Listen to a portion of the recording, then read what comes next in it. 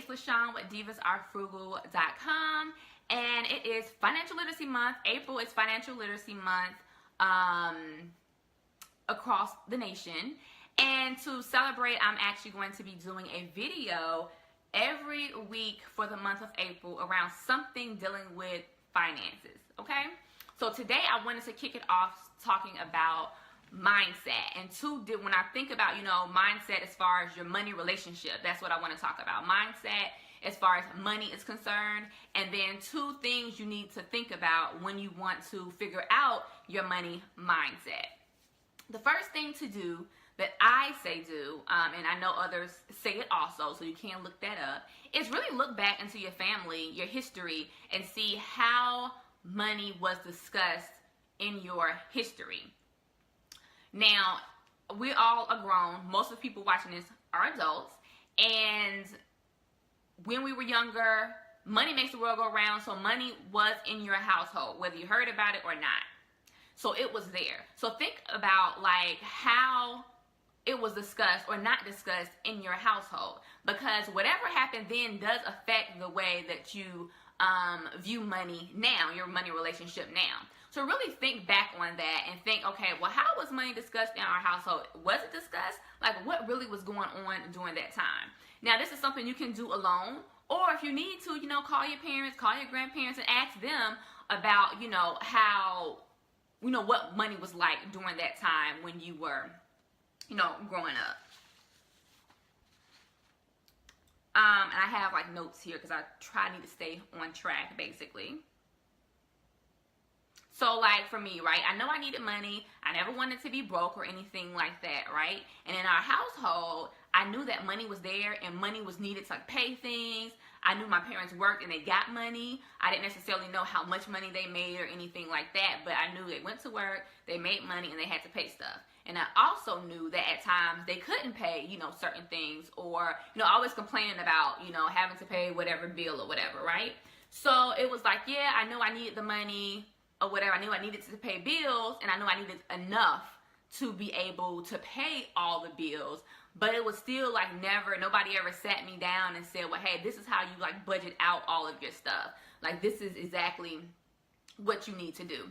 Nobody, told me that. And a lot of people never understand that. They don't teach you in school, and a lot of the households don't teach you either. And most of the time it's because they don't know either.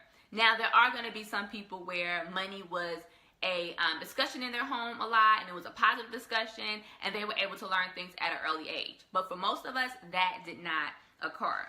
So to start off, you really want to think about how money was viewed and how money was used when you were younger.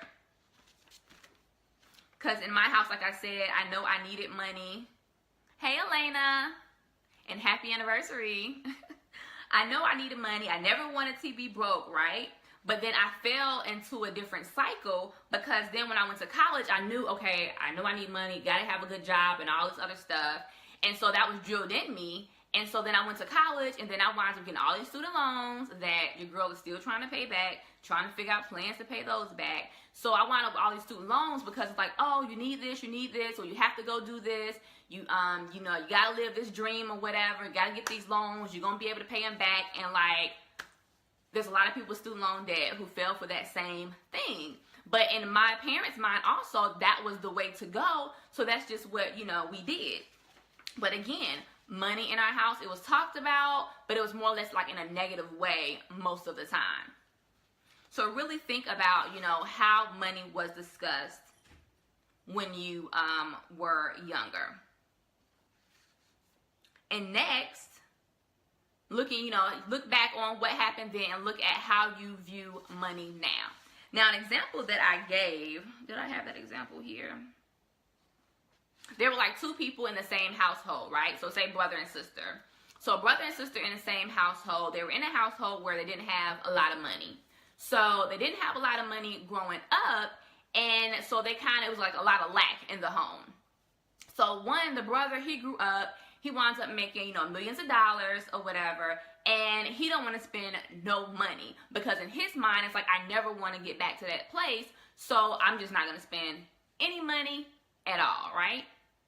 Then you have his sister who grew up in the same situation, but then, you know, she's making money and stuff like that. She has a decent job, but she's spending everything that she gets, so she winds up owing people and just winds up in this like spiral of, yeah, I'm making money, but I want to spend it all. And her mindset is, yes, I didn't have anything when I was younger, so now I want it all. So she wants it all, so she's taking everything she gets and just getting exactly what she wants with it. And her brother, he's sitting on all this money, and he's like, I'm not spending a thing because I never want to go back there. Now, they were in the same household growing up, but it affected them two different ways. So that's why it's really important to kind of really look at why you are the way you are with your money.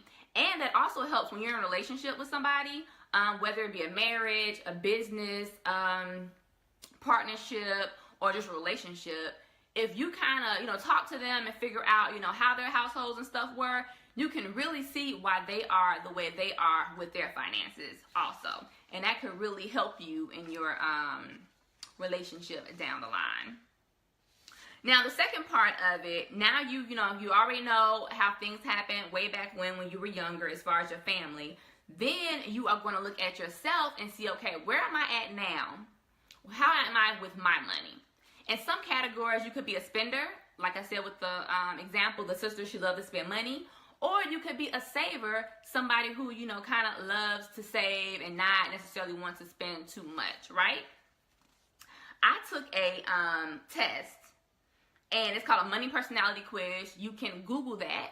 Google money personality quizzes, and a couple of them will pop up. There is no like one right one or whatever that will pop up. So you can take any one you want. They all give you kind of similar categories when you get your results. So I took one, and first off, let's go back.